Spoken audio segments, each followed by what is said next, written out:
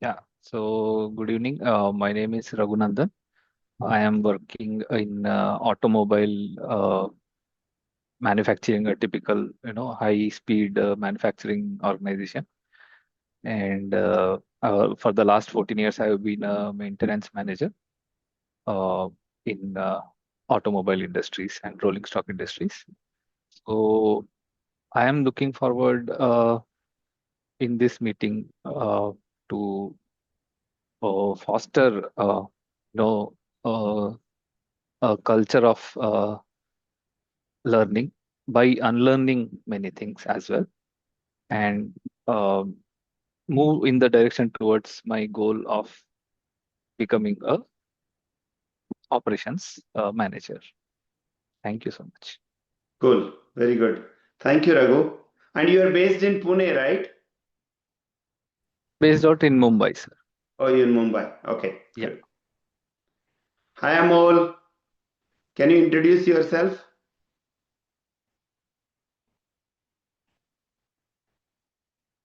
Hello. Yes.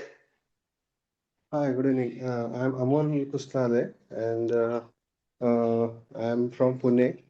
Uh, Presently working as a manager in Mahindra in the R&D department. It's purely structural based role, technical based role. Okay. Okay.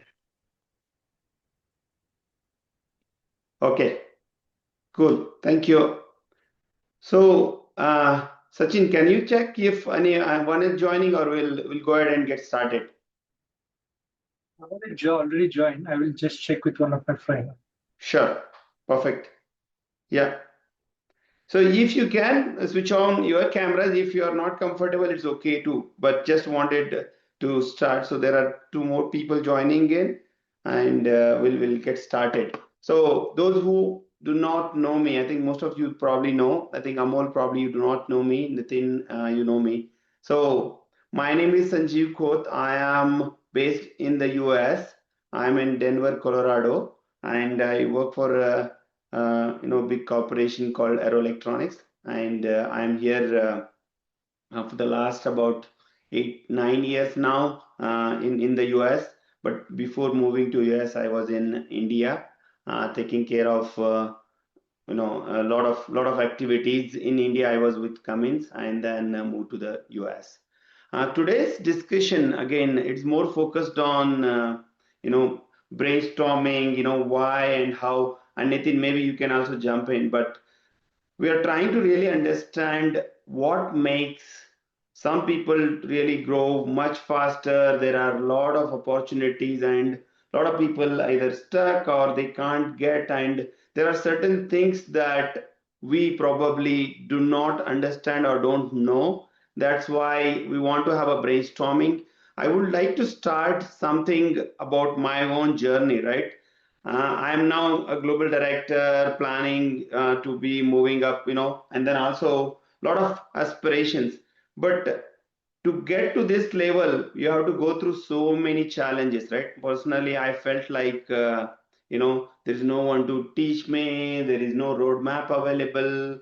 And we always, when we go and see a lot of our own friends in our own companies or in our own environment, you feel like everybody has their own sense that I want to grow, I want to really reach the top, I want to really understand how really things work in the top. But a lot of people do not have that kind of roadmap. So personally, I could grow very fast once I found out a path from mentors and CEO, and then that's how I got connected with a lot of people. And then some people were really very good in helping me. Some people were, "Oh, okay, it works, may not." So a lot of trial and error. So what I decided is, okay, we definitely need somebody who is a coach. I think probably most of you know Tony Robbins. Tony Robbins always talks about success leaves clues.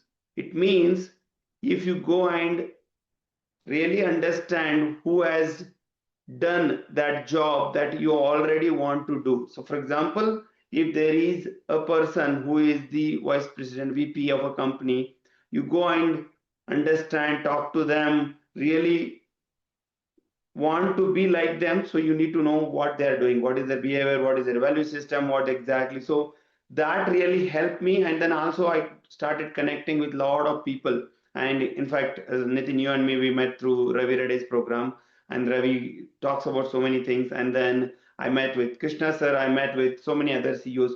But the idea was, if you have great environment and great network, and also who can help you grow, then you can grow faster rather than doing a lot of trial and error, right? That's what my journey, and that helped me, but it took long time. It was not that easy. Even some of you already have probably got to this stage with, again, trial and error, or talking to someone. But the idea here is, how do we really get those skills, tools, frameworks, and also the knowledge, that not from the books, but who really been there and done that. That's where we want to discuss today, right? I want to first understand what is that you think a lot of people stuck, or a lot of people cannot move, or they want to but they cannot. So I would like to hear from you initially, before we go to the next discussion. First of all, myself, I felt like very stuck, and almost for about 6 7 years I was in similar roles. So I wanted to really understand from your perspective, what exactly is not working, or what you think should be done, or what are some of the roadblocks you face today that is not able to grow up 10 times, 5 times, to our, or maybe imagine two level up, right? So let's see, maybe anybody wants to pitch in. Krishna Reddy, do you want to talk about your journey? Yeah. So I will just brief. I was a technical. I was in a technical tech specialist for 12 years, and then I realized like if I want to move forward, then I have to go for techno commercial kind of thing. And then I joined Cummins, and then I said I want to be a kind of a group leader. And in the last round, senior director asked me, "This is a double-ended sword, Krishna. You have been a technical, and if you want to have a group leader, there are two things. One is you fail, the members joining to you also may fail. If you fail, then I said somebody somewhere has to take a risk. That's the statement I did. And then after 2.5 years, I got a promotion to a next level. uh, and then he was my senior manager that time. He was a 3 level up earlier. He became a 2 level up, and he used to have a quarterly meeting. Then first thing I said him, thank you because you have given me opportunity. That's I started. But after that, now it's been a 6 7 years now. I don't know what has to be required, because I think I have everything. And there are my peers, my colleagues, and other departments, other functions. Everybody is going up, and I see we are all same only. Somebody is getting promotion, somebody is getting a different role, somebody is getting a business unit change. But sometimes it looks like what is that is required. Even though I had a couple of trainings, even though I had some of the mentors, and everybody says that no, everything is going fine, you have to do continue, and then the time will come, and then there are, as you grow up, then the positions are less, positions are minimum, and then you have to keep trying. I mean, keep trying is fine, but how many years and how long? What is that is a gap. That's exactly sometimes we come to know because we are in that position, like we can understand. But even that understanding also sometimes it is difficult. What is that required actually? Because what is that what they are looking at? What we know earlier is from a group leader to a small group, to a 1 level up, we can understand. But after that is maybe a senior manager, director level positions.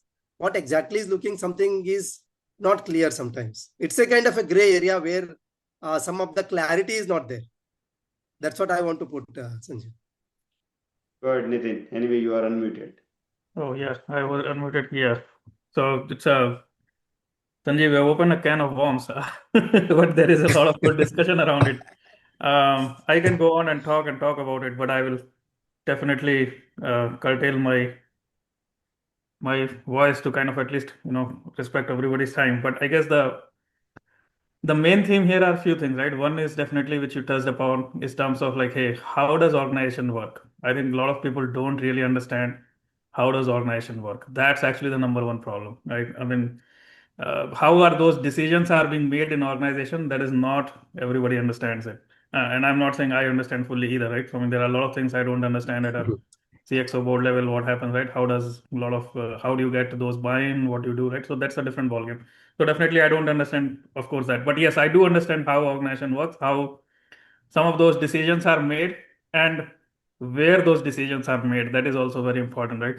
It's you will be surprised that not every decision is made in a closed room. It's not made at a board level meeting also, right? They are made at a coffee shop, and I'll tell you some of my secrets where those decisions are made, but I can tell you they are not made at a board meeting also. And then I think the second thing which I see where people are stuck, and a lot of us are stuck, and as you mentioned, hit and trial, same thing. I've also gone through the journey, hit and trial, right? I started networking people, but then I realized, we always network with people thinking in a mind that I will get something from you, right? So let's say if I network with Sanjeev, my first intention would be what Sanjeev can offer me. I think a little differently, and I started doing some of those networking programs as well. Then I realized that it's not about networking people with something to get to, but it's also networking people with a purpose, where how you can help someone, right? If I were to network, let's say you with Sanjeev with a purpose, okay, how Sanjeev I can help you, then probably it's a different ball game versus me thinking what I can get from Sanjeev, right? So those networking needs to be well understood, because if you network with just a one-sided reward, then probably it's not going to work out, right? Because it's not very authentic. And the third thing which I have seen, I had led multiple teams. A lot of people come to me saying that, hey, I have not been promoted for last 5 years. I never got promotion. I never got this thing. So I keep saying them, dude, I mean, if you never got promoted from 5 years, believe me, you will never got promoted in next 5 years also, right? I tell them on the face. They love me or they hate me, but I tell them that what you're doing currently will not take you where you want to be. So I have helped, at least I've mentored a lot of folks in my group who either report to me or even don't report to me. And I help them to see like how they can continue to grow in their career. And I kind of build a path for them, even though roles are available or roles are not available, but at least I started to build a narrative around them, which helps some of the decision makers to think differently, right? I mean, a lot of folks, I've seen who are very technical, they talk in technical language, they talk a lot of technical terms, but believe me, half of those terms are not even well understood by me.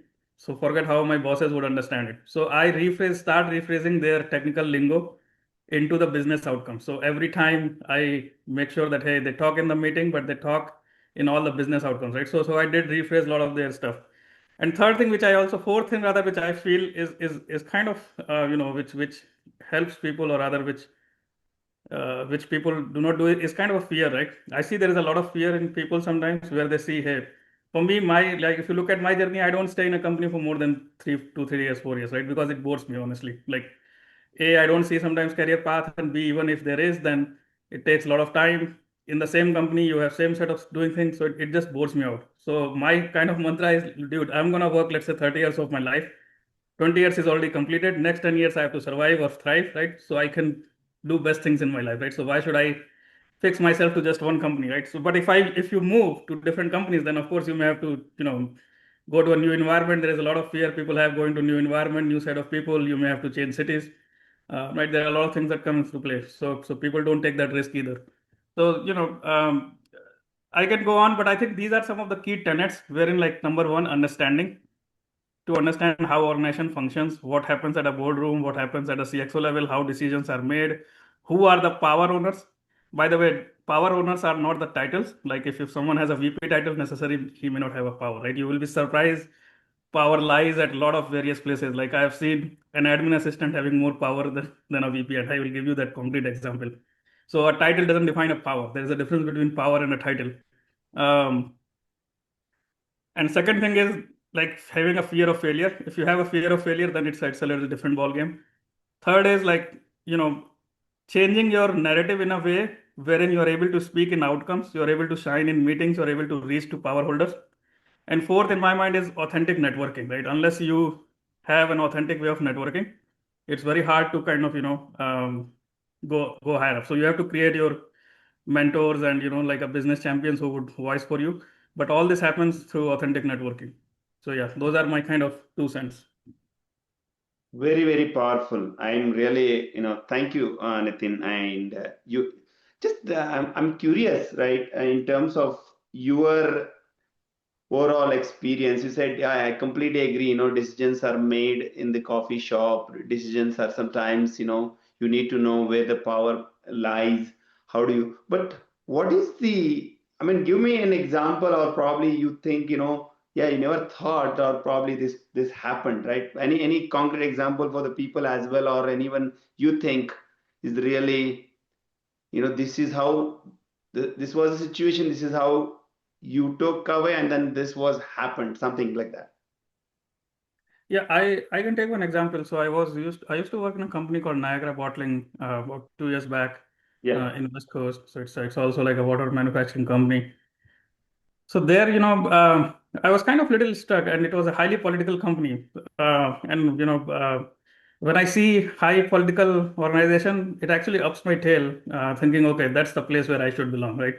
Because it's not that I'm highly political, but it's just that sometimes politics give me a high. So I thought, okay, let's do it. So it's a company wherein it's a highly relationship based company. You have to build relation there.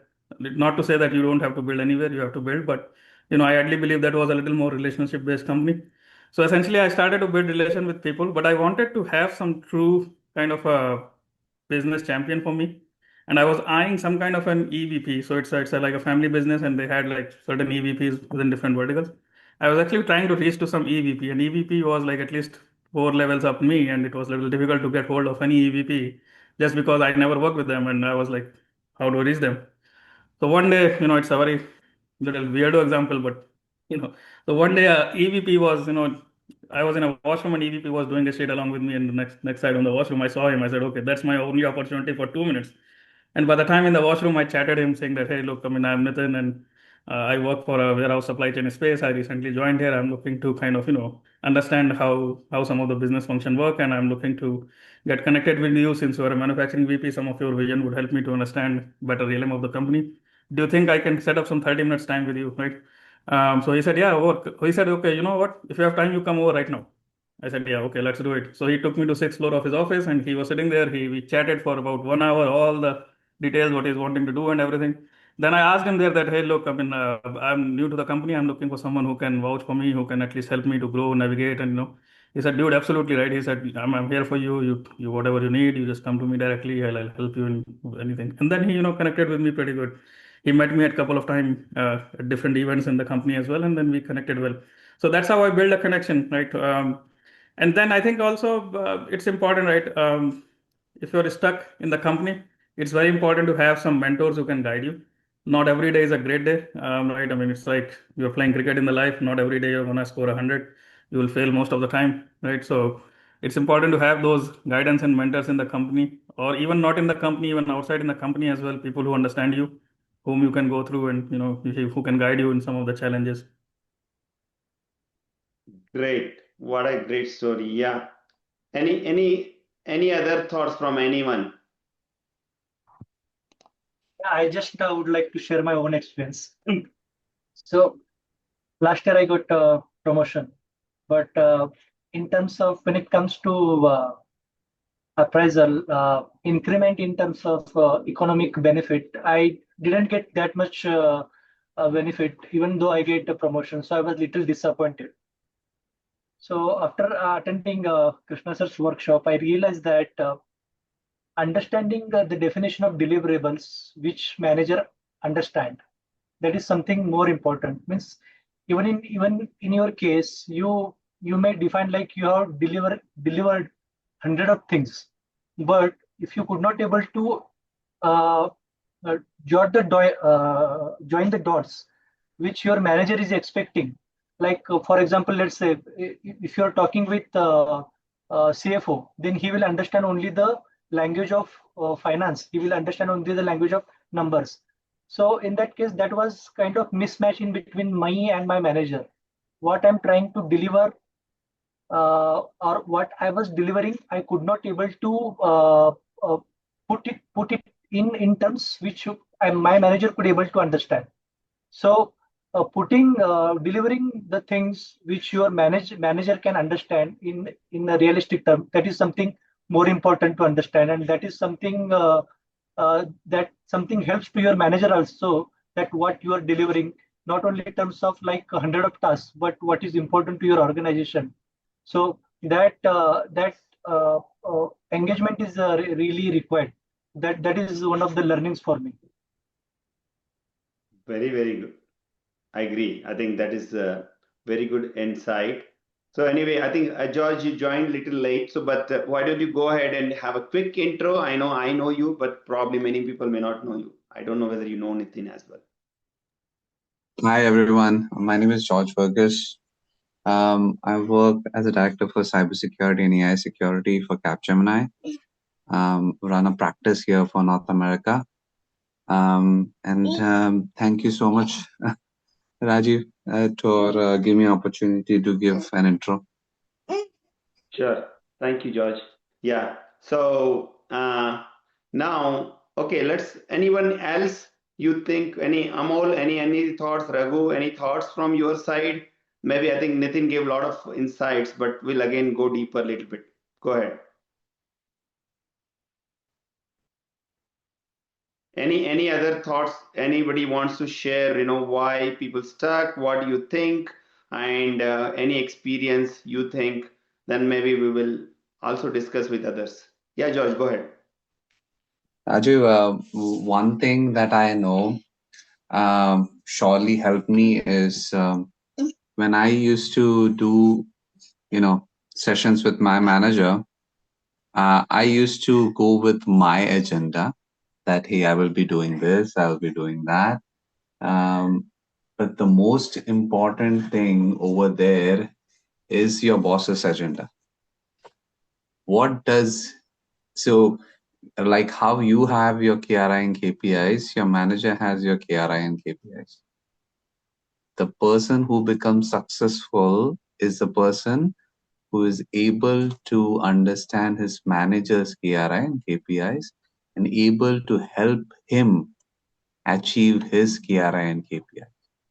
So when you become a valuable asset to your manager, he would like to have you. He will support you no matter what, because you are helping him to get to the next level. Everyone wants. He wants to go to the next level. You want to go to the next level. So in turn, when you are ready to help him, like your motive is not when we have something that we want to do that will improve the company thing and all those things is true. Not saying that you should not focus on it, but when you are with your manager, the most important things is what works he needs to give to the senior management. And if you know those things, if you're able to get that part from him, you will be able, and once you deliver those things to him, automatically he is aligning with what the board wants or the senior management wants. If you're able to get that to him, he looks good, as well as the person who did that is also would be a valuable asset for him, because you helping him basically will help you, because then you are basically on the same table where you are negotiating. Hey, see, this is what was there. We were able to reach those numbers where you wanted it to be. Now, can you do something for me? So he will be like, he will be happy because he hit those numbers.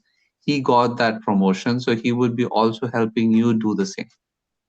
So I believe that perspective changed helped me because I am more concerned about my manager's goals.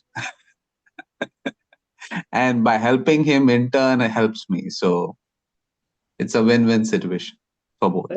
Let me ask you maybe a little bit of a tough question here. What if manager, doesn't listen to you, and there are some managers who doesn't care, right? They're all like, hey, I want this, but how do you build that connection and then get those, because some people have, again, some managers have a fear of failure, like Nitin mentioned. If I give all these things to this guy, then this guy will become, because he looks more smarter than me, so some people will not give all those details and they may not share. So how do you manage that, George? So everyone has the main thing is fear. It comes from the fear. So how would you handle fear situation? So no, I have my kid here. Sorry about No that. problem. No problem. Yeah. So she's 4. So fear is one of the main things that it can happen to you. It can happen to your manager, manager's manager. Everyone can go through it. And what they are thinking is, if this guy takes over what all things I am doing, then so you have to approach it nicely. You have to approach it in the way in which you are not causing any harm to his sustainability. Rather, you are not putting your name in front. You are letting your manager take the credit. Let him take it. You want him to succeed. But in turn, you are negotiating in the back that you also want success with him.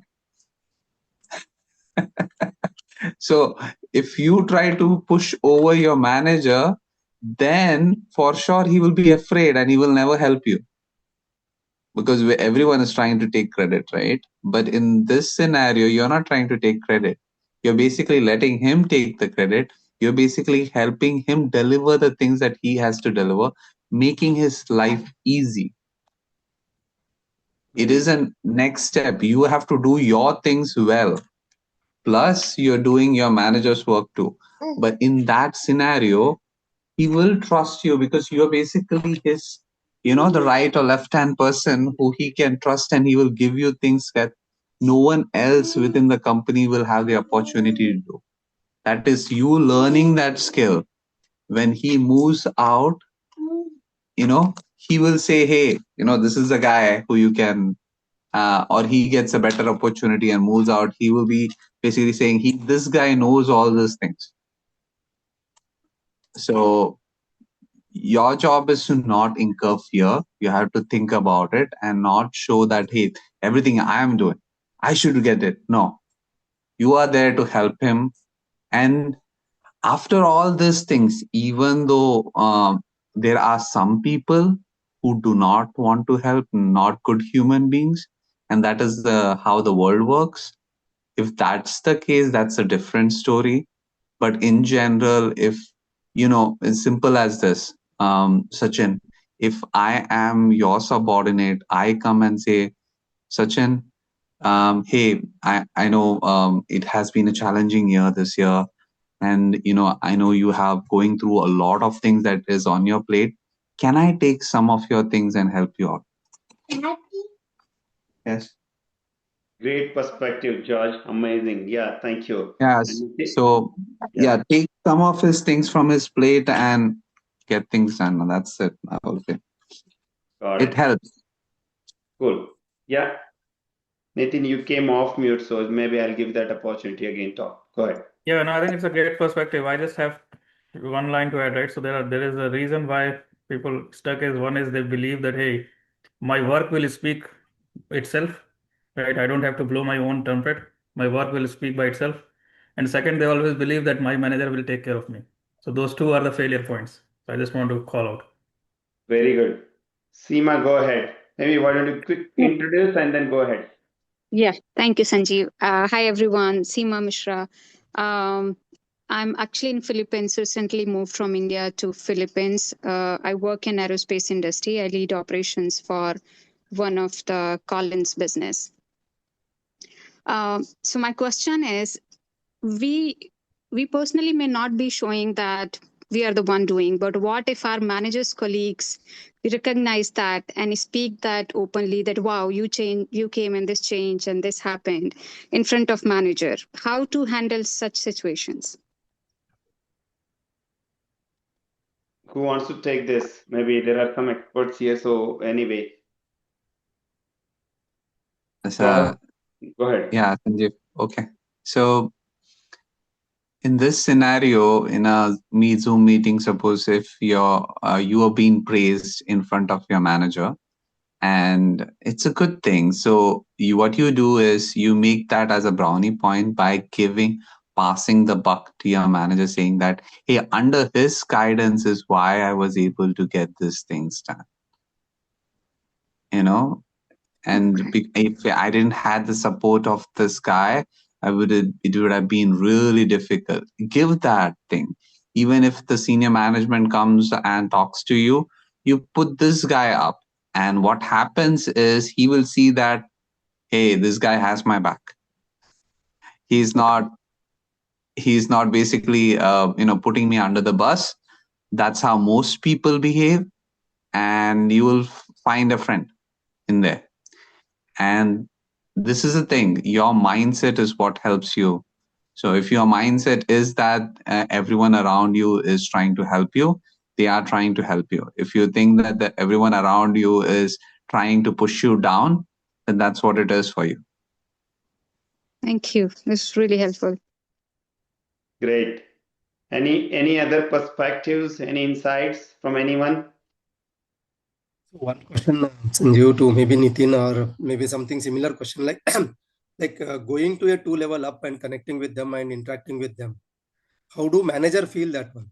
Because he might be his manager, and he might think like, why somebody is going to my manager and discussing, interacting with them? I am here anyway to help and support.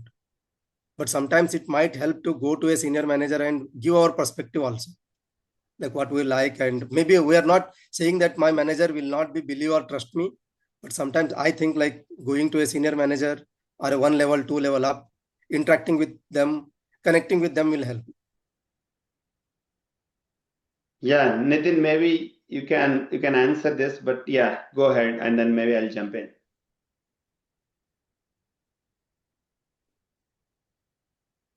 Or anyone else want to take this? I can take it. Go ahead, George. So Krishna, going to the, above your manager is not a problem at all. But you need to understand what kind of a manager you have. First, you may ask him to introduce him so that he, in one of the meetings, goes and connects you. And there will be some managers who are scared and they will not do it. So what you need to do is, first, I said, building trust is most important. Does your manager trust you?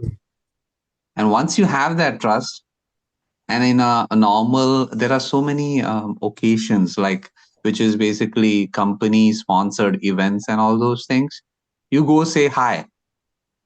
You do not speak about work or anything.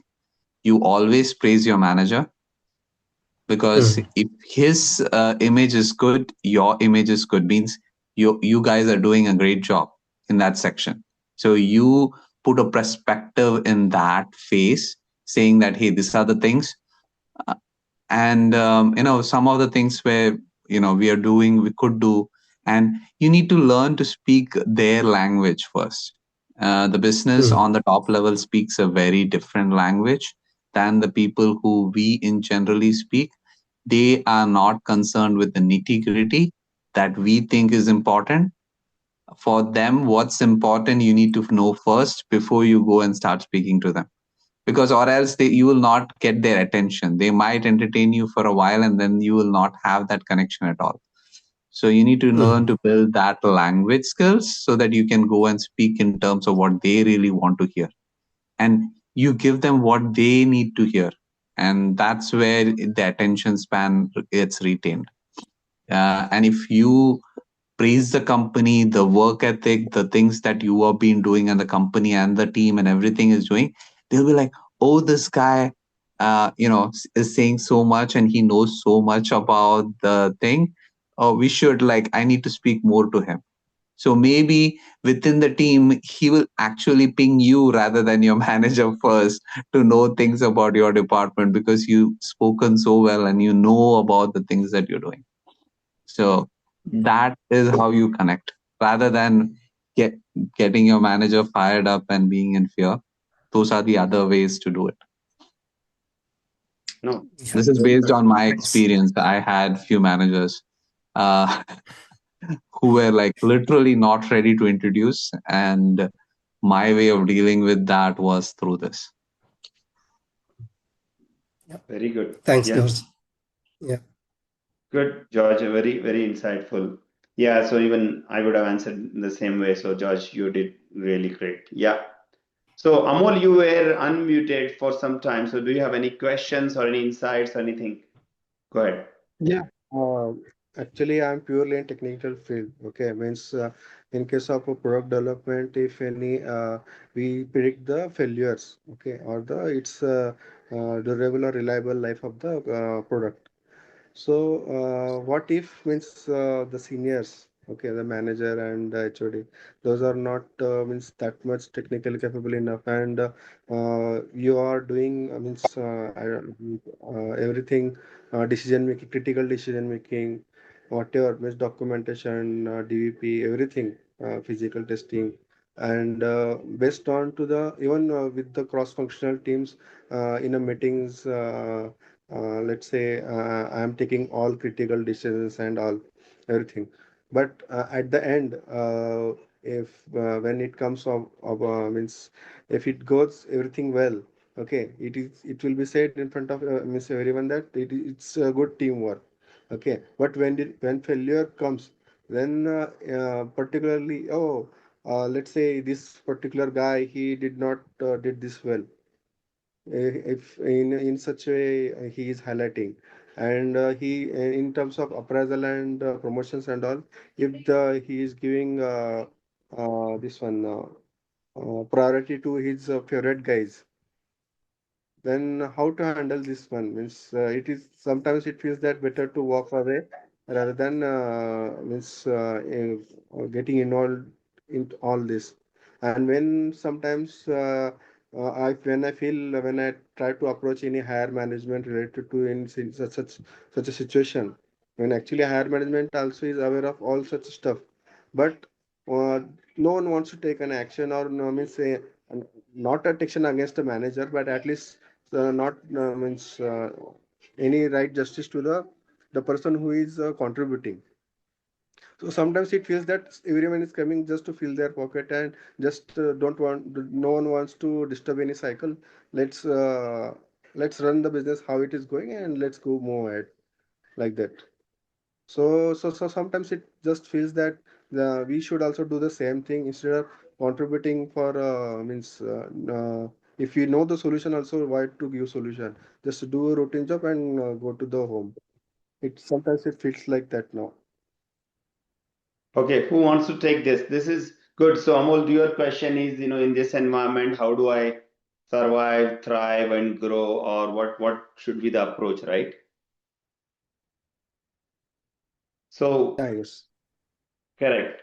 So, I think I'll share my experience. So, first of all, always think that you are working for yourself, and not to get a lot of, again, we all want credit, we want promotion, we want everything, but the problem here is, if the environment is bad and you feel like, hey, why do I contribute, there is a solution, and why do I give solution? So here is my approach. If you don't provide that solution, somebody else somewhere it will come, or maybe it may not come, but you are losing an opportunity to showcase your talent to the entire organization.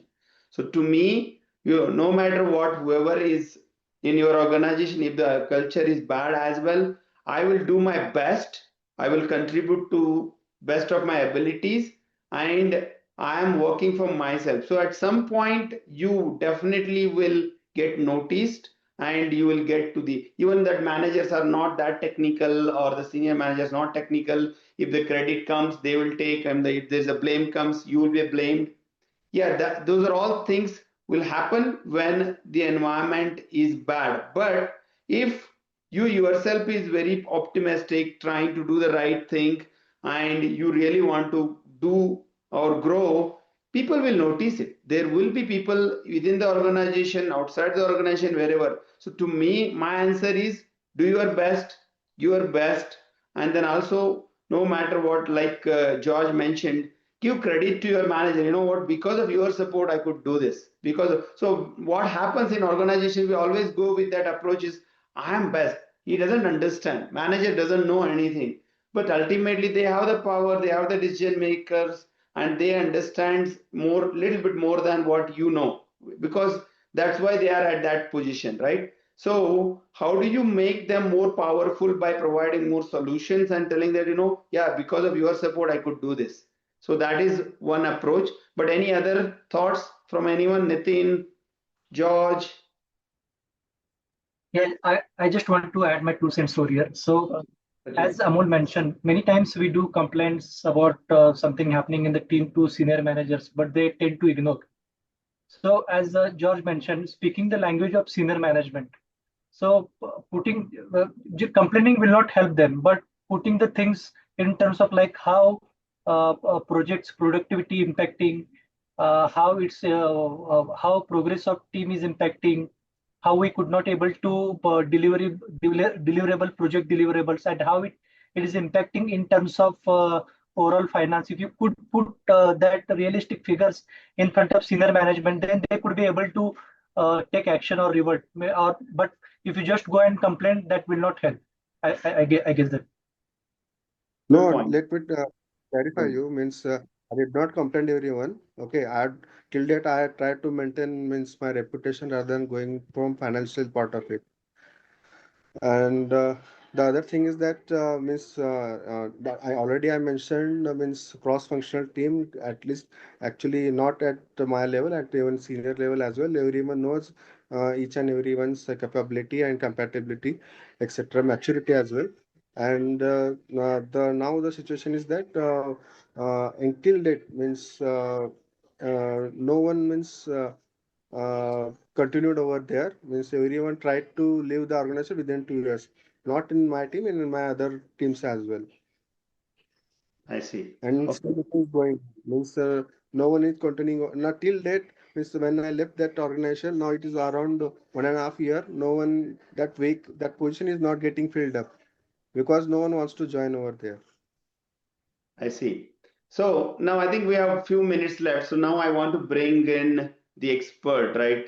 CEO, advice. So this session is basically now you know exactly what kind of problems we have. So I want to bring in, Krishna sir, who is a CEO, board member, and advisor for many companies, and I would like to see his perspective. Why people don't grow? What exactly? Because he's been a CEO in multinational companies in multiple organizations. So I would like to, sir, why don't you, sir, go ahead and share your perspective? And there are some really good discussion probably you've heard. So we would like to hear from your side, right, as a CEO, how and what happens at the top, what we don't know at this level.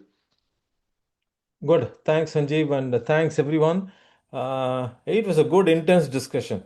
I was good listening to all through. I think what Nitin put is to start with was really good in terms of where and how and what decisions are made. Building path for his mentor is very good. From the George side, I think Nitin made a call out, which is a good call out, and.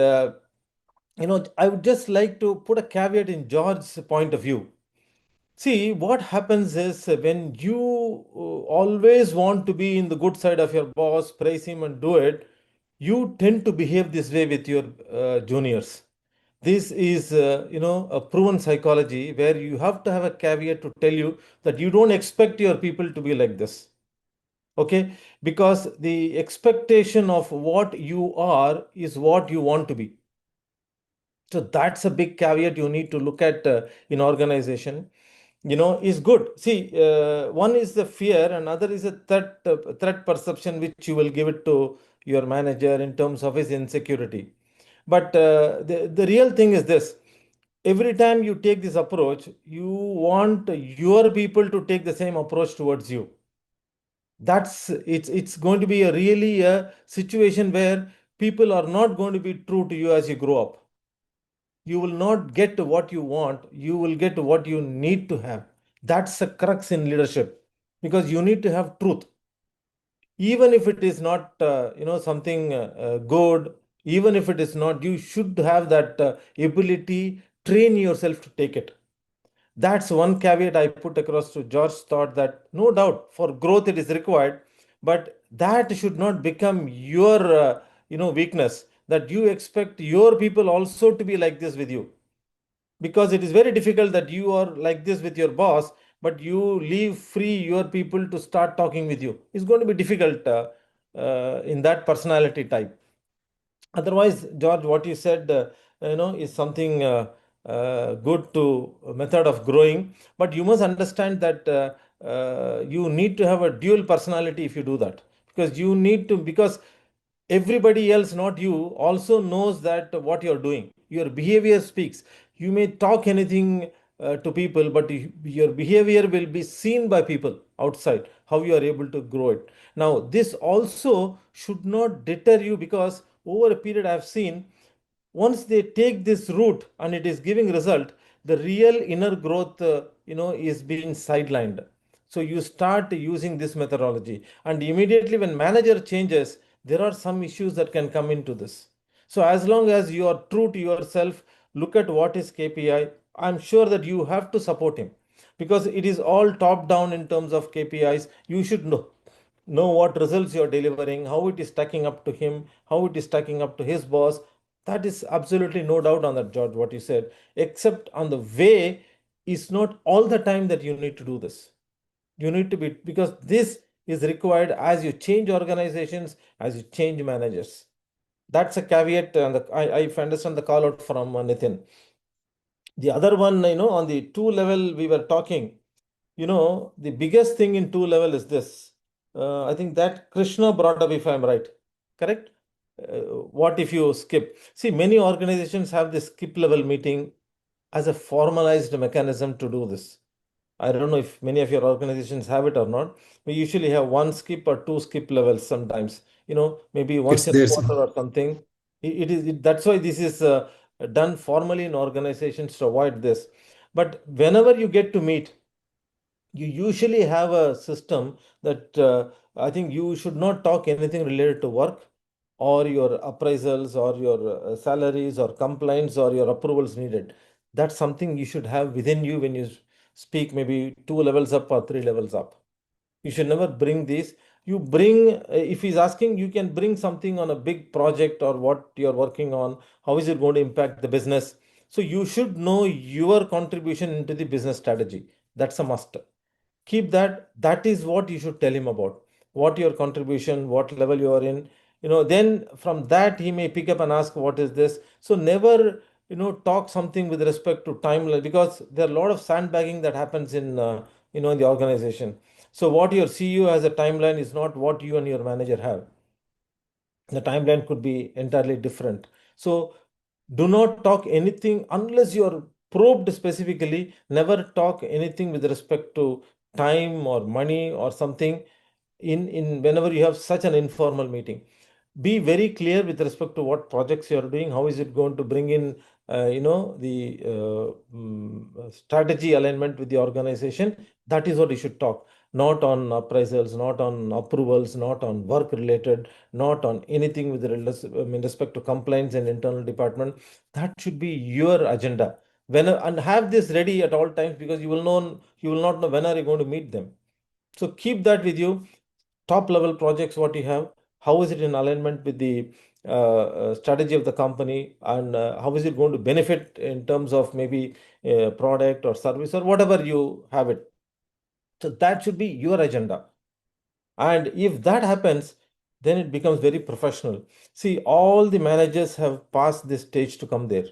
It's not that they do not know it. So everything what you're talking, they all know it very well. Many have done it, many have realized it also. So it's not something new for them, but you should have a professional ethics to say that you don't bring this up when you meet 1 level or 2 level up. That will bring in a lot of professionalism in your own outlook to the top man. So whenever there is some opportunity, something, he'll always come to you to say that you're not a person who is going to be, taking advantage or bringing such nitty-gritty issues to him. That's a correct. So you should have it as an agenda of not bringing up. And I think Seema asked about, sorry, Amol asked about, this approval. See, we must understand, when a manager or 2 levels above is not approving something, he has a different cone of vision. We normally do not get to know why this is not being approved. Okay, although it could be good from your cone of vision, we have to understand from the maybe 2 levels, 3 levels up, what is a cone of vision, because it's not that they do not know, because they are much more experienced sitting in that place, having a better of cone of vision for the organization. So we need to understand why this is so. That will give us an answer instead of looking at this is not approved, maybe why we should look at, because as Sanjeev said, you need to grow, you need to understand. So one more step you need to go to see the why was this not approved. Is there any other thing which you do not know, because it is so logical, so common sense that anybody sitting in that position will approve it. That's what we think, but even then it is not approved. So we should understand to see why this is not approved from his point of view. Is there anything bigger? Is there anything going larger in the organization, that maybe resources are being diverted or something is happening? So get to that point from his shoes. From your shoes should have been, but from his shoes, what is it that is not making him approve? That is, if you look at, will be a, very good advantage. And I think Seema asked about, I think somebody else appreciating in presence of your manager, right? The biggest thing, in organization is never let your manager into a surprise. Either it is good surprise or a bad surprise. Especially bad ones, I always suggest put it first, because we always have some inhibition not to tell bad things. But you must understand, and that rapport should be there, that either good or bad, there should be no surprise about you to your manager. It's the same as you. Would you like to face somebody praising your subordinate for which you do not know what he has done? You would not like it. Either it is good or bad. You would want to know that first from him, which is obvious, isn't it? So avoid this level of surprise in the operating level. You should never have a surprise coming up to your manager, either good or bad. So if something is going to happen to you in a meeting, your manager should be aware of it much ahead in time. That he should know that you have done this well. He should know that there's something likely to happen. That element of surprise, if you remove, 90% of the inhibitions are removed in the operation meetings. The biggest problem comes in terms of surprise, either good or bad. Both are equally, in my opinion, even if it is good or even if it is bad, both will have not a positive impact on the manager. It will continue to have a negative impact at some point in time, even if it is good from, especially if it is good from outside, which your manager does not know. So those things you will have to really, understand when you're working, so that how you will want to be in that position. You just think for a second or a minute or even maybe few minutes to see what you would have expected your subordinate to have done this at this point. Just think and get to a solution. That will help you understand, because all psychology of people are more or less the same, except that the experience and the maturity varies. So you have to understand that experience and maturity level to talk, because some people I've seen, once they get an approach into a senior, they start complaining. They start this, and then they'll come back and say that even I have told the 2 levels up, nothing is working. This sort of a thing usually happens. So that is where we need to have maturity to say what we need to speak in an informal gathering or informal approach, what we have, and what we should not. That's something which is critical for us, because that not takes the department or the function, but puts your outlook of the organization and your outlook much higher in perspective to the senior person than anybody else who is following the different process. Okay, sir. Got Great. it. Thank you. Yeah. I hope something insight must have come. Yes, thank you. Thank you so much. Really appreciate that insight. Yes. And I completely agree with you on regards to it should be a different approach in how you look upside on your manager level and how you handle your downside where you are handling with people. It's completely true. And that is how it really helps to understand how, you know, people think and how their mentality is and where the person is coming from. And I learned after a long time that with few of my managers that I saw, they're stoic, and the reaction is slow, and so most of us, I'm speaking with me too.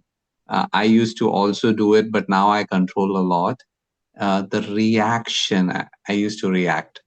Now I stopped doing that, but sometimes it happens. We are all humans, but we need to respond. If it is good, bad, whatever the situation is, if you are able to digest what the information is given and able to respond to it, you're stable emotionally, that helps a lot. And I completely agree with you, sir. And it was very insightful. Thank you so much. Good. And one tool for this, I have spoken to people, is silence. If you want to change from reaction to response, only tool is silence. Just stop talking, immediately. Things will come, but you have to tell yourself to put a stop, because once the silence sets in, the response kicks in. Reaction will subside, because reaction is time bound. Once you have an immediate thing that comes is the reaction. Good point, George. Sir, in the contrast to that one, something similar situation, like recently I had one of the training. In that they mentioned, like, for a personal brand, if you are in a meeting, you have to talk, because there is a reason for you called in the meeting. And if you're not talking anything, then people will see like you are just coming and going. I mean, I know silence is good, but is that a right way to balance out when to speak and when to be a silence? Oh, very true. Because the training was about on a personal branding, and they are telling, like, in the personal branding, you have to show yourself. You cannot say, sometimes if your team is not there, you have to say I, not we, because we may see like you are not, you may be contributing, you may be just doing something, you're not contributing. So in the personal branding way, they mentioned, like, you have to say I also, because you have to say yourself what you have done and how you have to present, you have to talk, you have to be visible. But in the other way, sometimes we need to be a pause. So how to balance that one? I was talking this pause more from a George was talking, the perspective of reacting to responding. But of course, in a meeting, you will have to talk. See, I personally, this is my thing, that everybody in a corporate knows, if you say, I have done this, everybody knows it is not going to be an individual contributor to this level. It could be see, you all have passed maybe 15, 20 years, and all of us work with the team. So I would always suggest, after about you have spent good amount of time in the organization, the always word used is we. You never use I. Because if it is a very entry level, I is much more valid. But as you spent maybe 15, 20 years, I is not valid. Although you are, but the presentation must always be we. And in a meeting, you must talk, but you must talk, with validity. There are a lot of people who will talk for the purpose of talking. There are a lot of people who will object for the subject of objecting. All that will be very well known. So you have to validate in your talk. So they know that when you speak, you are bringing value. There are some people who get into the meeting only to talk. And after 2, 3 meetings, we know this person will have no value. He will just keep talking, because everybody is intelligent to understand other. Yeah. Everybody is intelligent. So you will have to validate in every meeting. So preparation for a meeting is critical. And when you are a leader, you must go in with the idea that you are not the smartest person in the room, which is difficult. Yeah, thank you, It's sir. difficult. Yeah, so we are almost, 1 hour and 5 minutes. The timekeeper has come in already. See? Yeah, so my question is, anybody has any final question, Nitin, and also maybe, and then I'll share what is happening, and then, the details about the next steps. I have one final question, if the time permits. Go ahead. So we have understood a lot of things today, I mean, what to contribute and what to offer on the table. But often in legacy kind of organizations, like what Amol said, especially we understand that when we try to chip in, I mean, we when we try to contribute to a problem, we are, I mean, uh, uh, called to be part of the problem. So there is a statement which I have heard in many organizations: involve him, he will become part of the problem. Okay, so Hmm. that's not the most positive thing to say, but so that is one area uh, where we have to take a step back. I mean, to protect our KPIs, to protect our work-life balance. Because one person cannot juggle many things. Yeah, can surely lay a hand on that, or uh, contribute from my perspective. But what happens is when we try to pitch in more, we try to contribute more. uh, I mean, it becomes part of our headache. So there is a fine dilemma and there is a thin line, like when to chip in, when in not to. Uh, Similarly, in the meetings, if we have an idea in that meeting, if we can contribute, if you can say, like, I can get those resources and all, so then it will become part of our problem. So when to chip in and when to stay silent, when to mark our boundaries, when not to. So that is a clear dilemma. I think that's why most of us are stuck in the same role, because we are not able to overcome, though we want to contribute, but we take a step back just to protect our boundaries. So your thoughts on this, sir? Very true, Raghu. This is a problem which is unsolvable. Only thing is, in my suggestion, how you can, work around is this, because there are a lot of leaders, in the current scene who I wouldn't say responsible, but are part of this scene creation issues. So, in my thought, what you people should do is, if you are not, you must put the idea. Now, we have a problem thinking that once I put this solution or idea, then I have to do this and execute it. This is from a leadership perspective, which is there. So that thin line you must know, but you must not stop your ideas from being generated because of this. See, because this is not your end. The place you work today, you must understand, is not your end. The boss you work for is not your final. He is not deciding or going to limit your thought process. That must be the case. So put your ideas through. If it doesn't work, it doesn't work. It doesn't matter. That's not going to stop you from getting an idea out. Second, whenever this idea is being dropped, your manager or somebody is not getting to your idea, and then later on you see 6 months down the line that this is what has caused a problem in the organization. Could happen. Okay. So the first thing you must understand is you must never brag about your boss not being able to take this idea for which you would have, probably the problem wouldn't have happened. This should never happen in the organization where you are. It can always get into your CV. Don't worry. You must put it in the CV how it is in a very positive manner, but you must make sure that this is not a part of your bragging inside the organization, because this is not something which is seen well even by the people on the top. Okay, this is important. So you, in my thought suggestion in this case is, you must ensure that your creativity is not stopped by somebody like that, because your life, your career does not stop with the company you are in or with the manager you are working today. That is critical. You must understand that nobody stops your creativity. Put it on. If it is not approved, doesn't matter. Let it go on, and what he decides, because he has got power, authority, decision, maybe a different cone of vision. Doesn't matter to you. You learn from this, but don't stop from that creativity of giving ideas and solutions. Because the biggest thing you must tell yourself is, this is not my end. This is manager is not my final. I have to keep moving. So your creativity cannot be stopped or curtailed by some actions of some XYZ. and this will always bound to happen. So you must be in your own methodology of progress and improvement, not subdued by somebody else like this. And there will always be people who are doing this. I hope that answers, Raghu. Absolutely, sir. Very well put. I mean, it has given me a new thought to think over. I Yes, mean, please think. all these boundaries are virtual.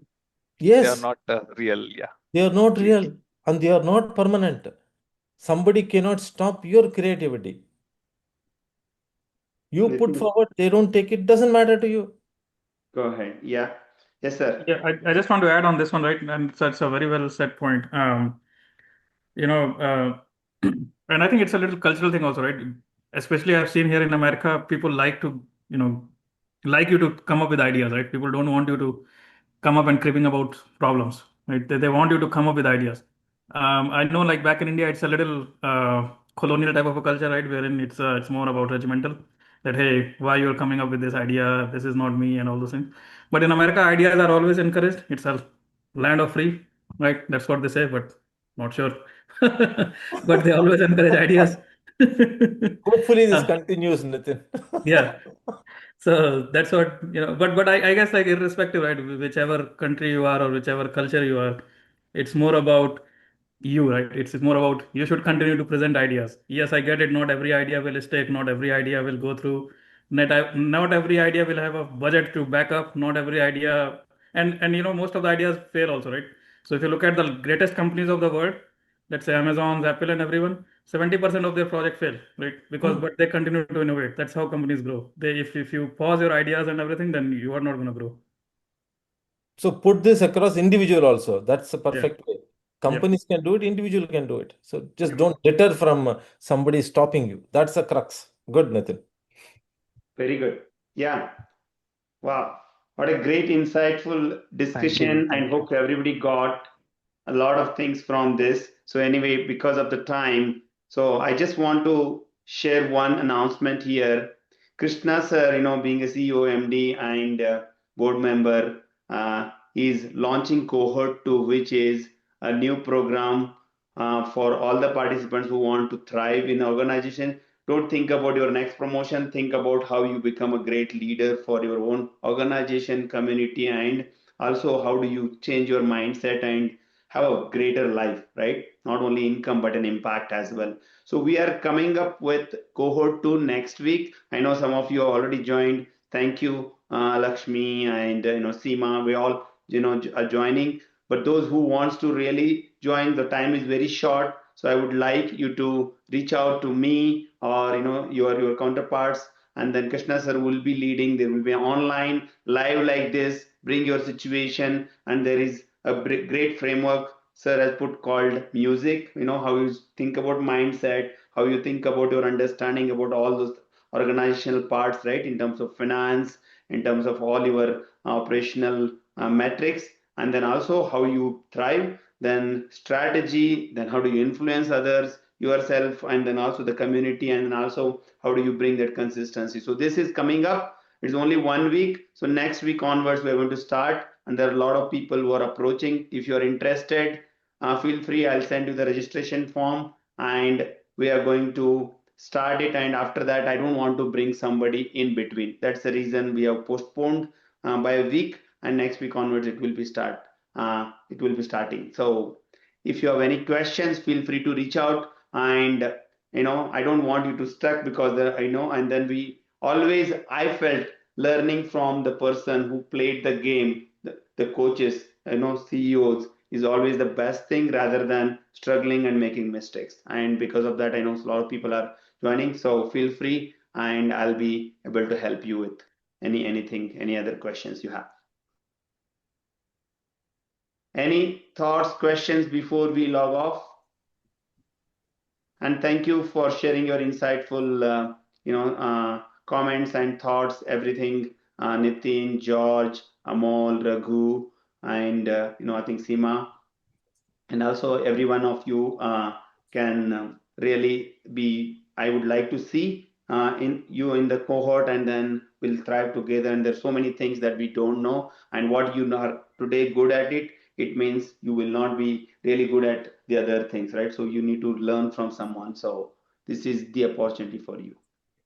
Thank you all, and Good. talk to you soon. Bye. Thanks, everyone. Bye. Thank you. Thank you, Thank everyone. you. Thank you, sir. Thank you.